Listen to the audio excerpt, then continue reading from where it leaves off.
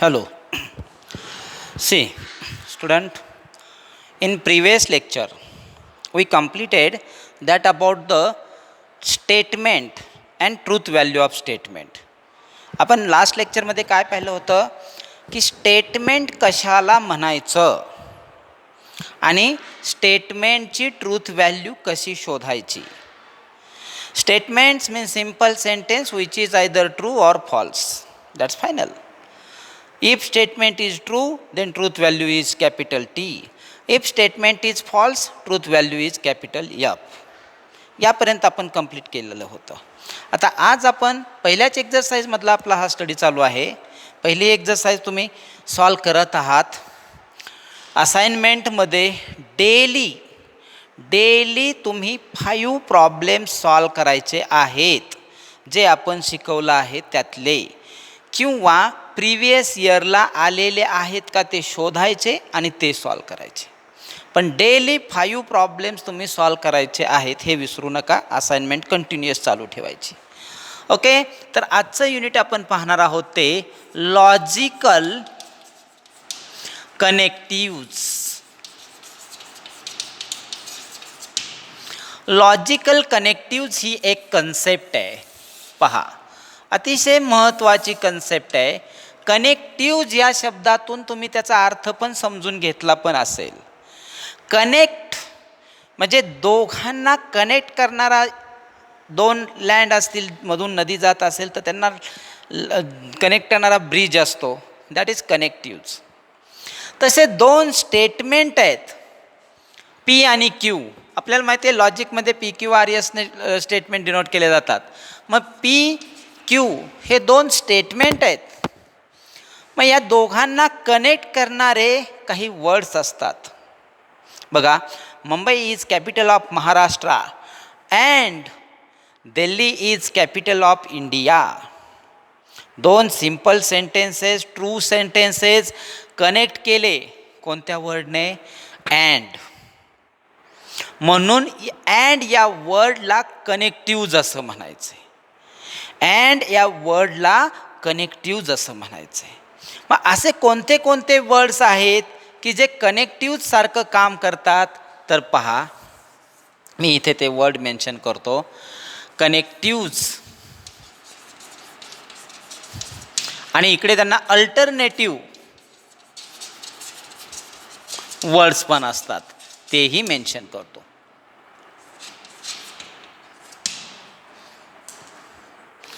पहा, तर कनेक्टिव्जमध्ये जर तुम्ही पाहिलं तर पहिला आहे अँड. अँड आणि याला अतिशय महत्त्वाचं, याला डिनोट करण्यासाठी मॅथमॅटिक्समध्ये कोणतीही कन्सेप्ट येऊ द्यात, नव्याने कन्सेप्ट आली की त्याला आपल्याला सिम्बॉलिकमध्ये कन्व्हर्ट करावं लागतं. प्लस म्हटलं की आपल्याला त्याचं स्पेलिंग नाही आठवत, आडवी लाईन उभी लाईन प्लसचं सिम्बॉल आठवतो. अगदी तसं लॉजिकमध्ये अँड ही कनेक्टिव्ज आहे. मग याला सिम्बॉलिक फॉर्म काय आहे तो तिथेच मी लगेच क्लिअर करतो. पहा, it is the symbolic form for and. म्हणजे अँड या वर्डबद्दल तुम्ही हा सिम्बॉलिक फॉर्म यूज करू शकता. अँड मीन्स फी टाईप सेप. मग अँडला अल्टरनेटिव्ह वर्ड सुद्धा आहेत. कोणते? बघा, but, still, although, et, ETC या टाईपचे वर्ड्स, फेन वगैरे असे सुद्धा. मग या टाईपचे वर्ड्स जर असतील तर तुम्ही हा सिम्बॉल यूज करू शकता अँड, आणि त्यांची बिहेवियर अँड सारखी आहे असं समजायचं. म्हणजे कसं, Mumbai is capital of Maharashtra but Delhi is capital of India. अँडच्या जागी बट यूज केलं. So remember alternative words. So in this way this is the first connectives. कोणती आहे? अँड. त्यानंतर सेकंड कनेक्टिव्ज आहे. पहा, second connectives is or. Or हा शब्दसुद्धा यूज केला जातो दोन सेंटेन्स जोडण्यासाठी. Mumbai is capital of Maharashtra or Delhi is capital of India. म्हणजे अँडने जोडायच्या जागी ऑरने जोडले. ऑरला सुद्धा कनेक्टिव्ज असं म्हटलं जातं. मग ऑरसाठी सिम्बॉल लॉजिकमध्ये, मॅथमॅटिकल लॉजिकमध्ये कोणता सिम्बॉल आहे पहा, फी. उलटा फी, सरळ फी, हा फी. म्हणजे ऑर ज्या वेळेस, आणि हां ऑरला परत अल्टरनेटिव्ह वर्ड्स कोणते आहेत, either or, either or. So remember, this is a very important one table I am going to discuss with you here. This table is important. तुम्ही नोटबुकमध्ये लिहूनच घ्या. हे तुम्हाला मी अगोदर पण सांगितलेलं आहे की नोटबुक घेऊनच आपल्या लेक्चरला बसायचं आणि नोटबुकमध्ये जसं आपण इथे बोर्डवरती सांगतोय ना तसं ते लिहून घ्यायचं, क्लासवर्कची नोटबुक. आणि मग एक्झरसाईज सॉल्व करायच्या. एक्झरसाईजचे सॉल्युशन आपल्या मेथडने द्यायचं, मी सांगितलेल्या मेथडने. Okay, so see here we had completed that about the first connectives and. Now this is the second connectives. Second connectives कोणती आहे, or.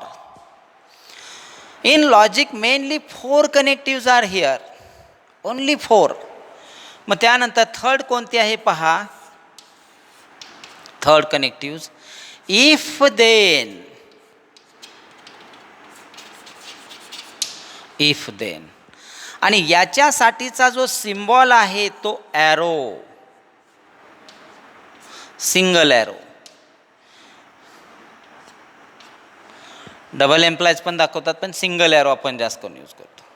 If then,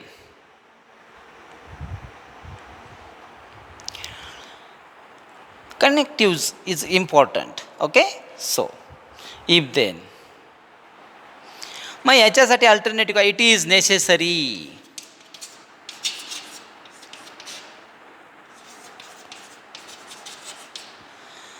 it is necessary. So remember if then alternative word, and then fourth one connectives is there. Fourth one connectives is there, and that fourth connectives is if and only if. आणि हेच कधी कधी IFF ने सुद्धा denote केलं जातं. म्हणजे ज्या वेळेस तुम्हाला इथून पुढे IFF दिसेल त्या वेळेस तुम्ही त्याचा अर्थ इफ अँड ओनली इफ घ्यायचा आहे. आणि यांच्यासाठी जो सिम्बॉल आहे तो symbol double implies, double arrow, single arrow. If then, if and only if, conditional, biconditional असंही त्याचं.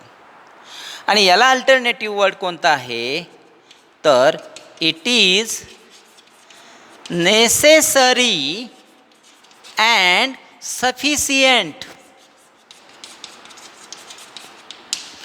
It is necessary and sufficient, हा त्याचा अल्टरनेटिव्ह वर्ड आहे.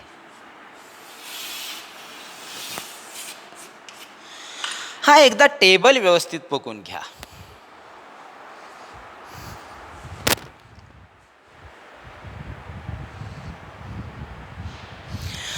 बघा टेबलमध्ये तुम्हाला काय सांगितलेलं आहे, लॉजिकल कनेक्टिव्ज म्हटलं जातं यांना. There are mainly 4 logical connectives, and, or, if, then, if and only if. जसं मॅथमॅटिक्समध्ये 4 ऑपरेशन्स असतात, plus, minus, multiplication, division. Number थेअरीचा विचार केला तर, नंबर थेअरीचा जर तुम्ही विचार केला तर 4 operations are there in mathematics. Which are the 4 operations? See, which are the 4 operations here in mathematics? That 4 operations are plus, minus, multiplication, division.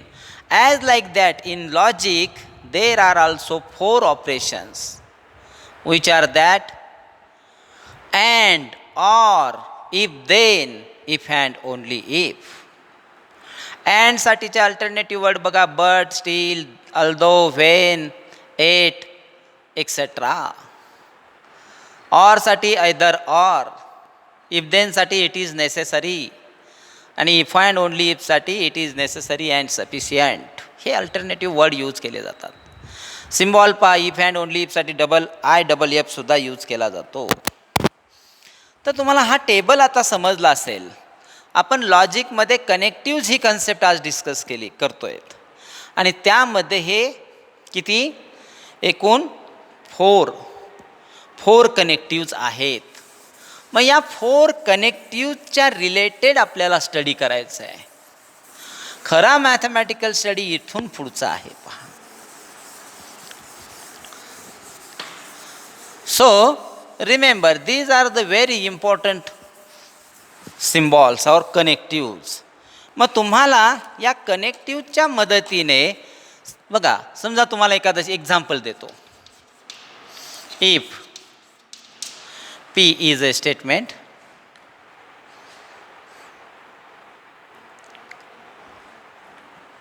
पहा, 2 is an even number. हे स्टेटमेंट आहे P. Q आहे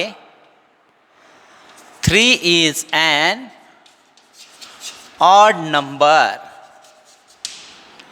आणि आता तुम्हाला सांगितलं, right number 1 P and Q. Number 2 P और Q. Number 3 P implies Q. Number 4 P by conditional Q. मग यांचे तुम्ही मिनिंग लिहा असं सांगितलं. हे सिम्बॉलिक फॉर्ममध्ये आहेत स्टेटमेंट. मग याचं तुम्ही वर्बल फॉर्ममध्ये कन्व्हर्जन करा. असा क्वेश्चन असेल, write this in the verbal form, तर तुम्ही ते कसं कन्व्हर्ट करणार आहात पहा. सोल्युशनमध्ये राईट डाऊन गिव्हन, तुम्ही लिहिणार given PQ. Okay, to find.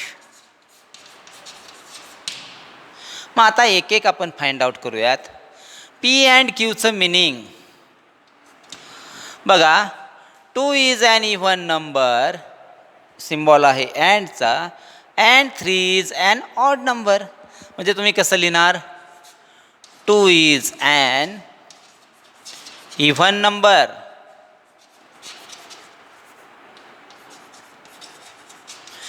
And सिम्बॉलिकचं कन्वर्जन ॲक्च्युअल व्हर्बलमध्ये, and 3 is an odd number. झालं फर्स्ट पार्ट कंप्लीट. दुसरा पार्ट, सेकंड. आता इथे पहा, इथे काय लिहिताल, ऑरने कनेक्ट केलेले आहेत दोन्ही statement. So 2 is an even number, or, and is important as like that, or 3 is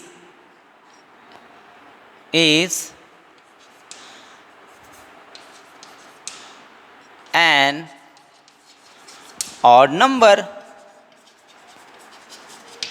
झालं सिम्बॉलिकमध्ये conversion.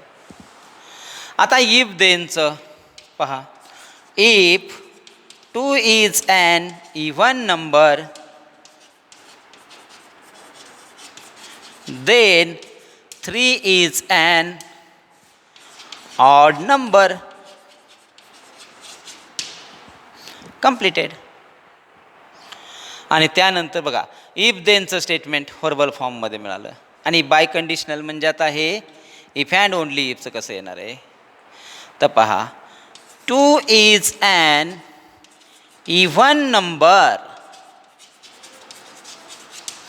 If and only if, IFF असंही लिहिलं तरी चालतं, 3 इज अन ऑड नंबर.